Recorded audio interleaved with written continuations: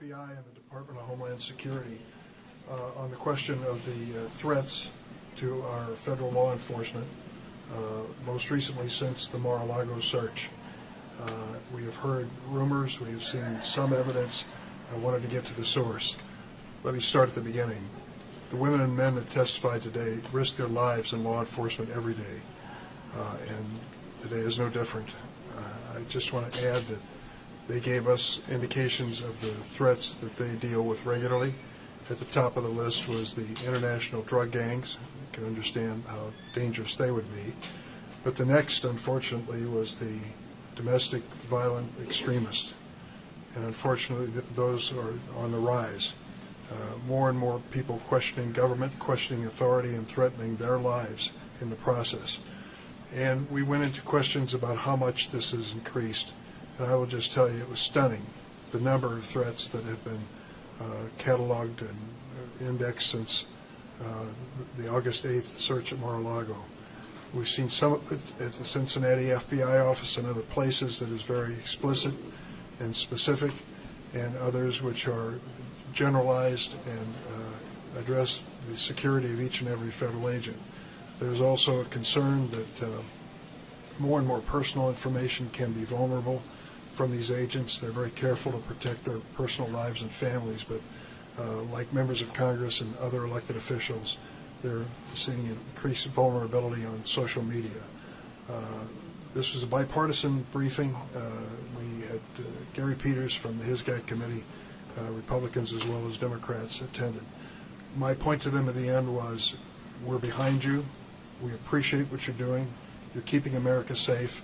And the fact that it is a much more dangerous environment because of the political statements that have been made by some individuals since August 8th is alarming to me. To call these FBI agents who are risking their lives for us vicious monsters was just totally uncalled for. And it's a type of rhetoric which can aggravate the situation and excite their critics. So this is an ongoing issue, and it will not be concluded with just this briefing. We'll be monitoring as we go along. Questions? Durbin, just this morning, former President Trump was saying that if he were to be indicted, that the people wouldn't stand for it. He was asked if that was a suggestion or an incitement to violence. Is it your sense that the DOJ is concerned that if they were to take any action against the former president, that such violence would materialize? That question was not asked, and I don't know the answer to it, but I can tell you my personal feelings. Inviting the mob to return to the streets is exactly what happened here January 6, 2021. This president knew what he was doing at that rally, and we saw the results.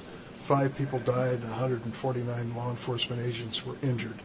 His careless and inflammatory rhetoric has its consequences.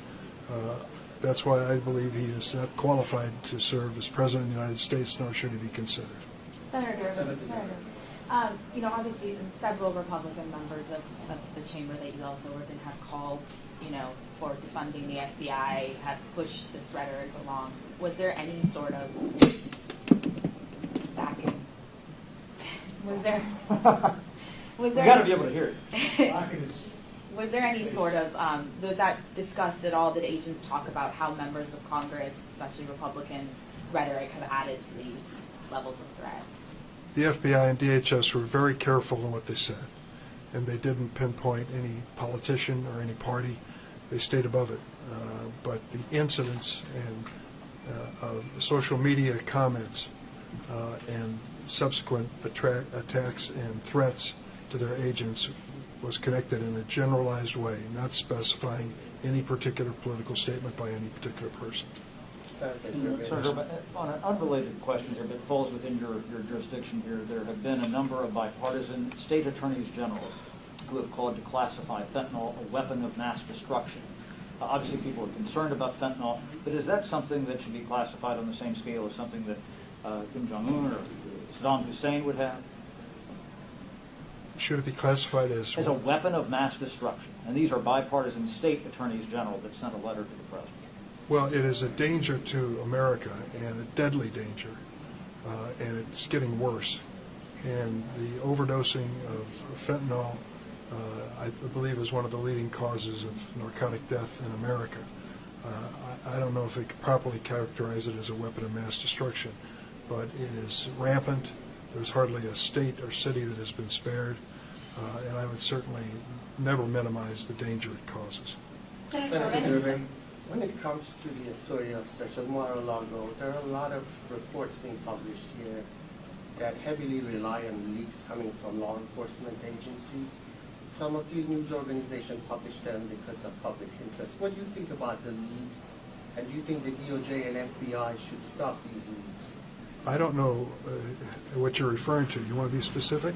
The reports that rely on anonymous sources from law enforcement to talk about the search of Mar-a-Lago, what has been found there, and basically helps other people to speculate about what's going to happen next.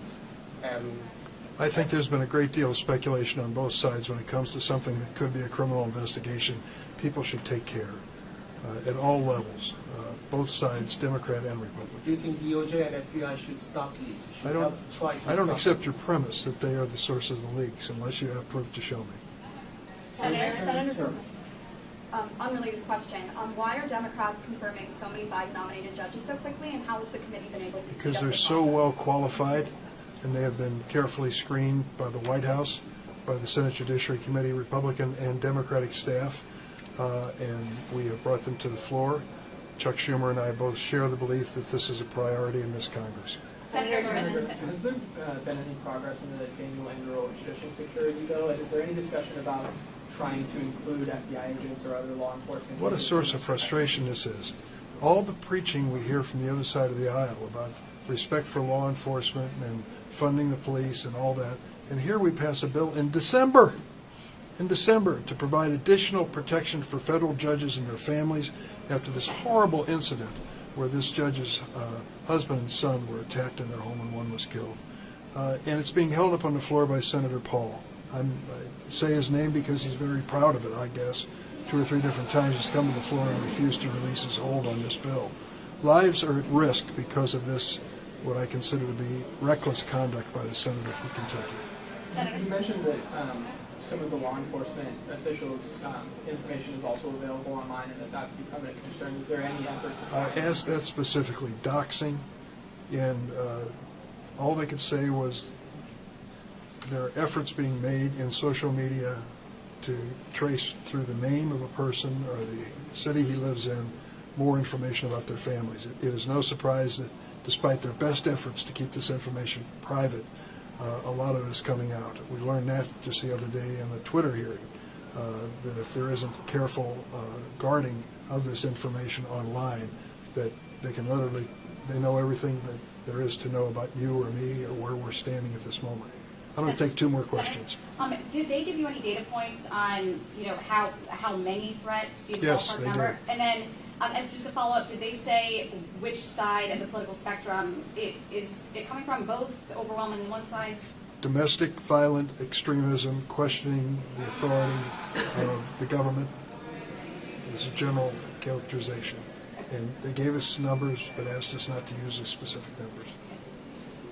Just quickly, can you tell us who these briefers were? And secondly, is the committee considering any action to try to protect these officers based on what you're hearing today? Well, I asked them specifically at the end if there's anything they needed by way of resources or new authority. I've left the door open. I think we owe it to them. If they're going to risk their lives for me and for this country, I'm willing to stand behind them and fight for them. In terms of who they represented, there was a representative from the Department of Homeland Security, but the other 4 witnesses were from the FBI, various divisions of the FBI. Thank you all very much. Thank you. Thank you. Thank you, Senator.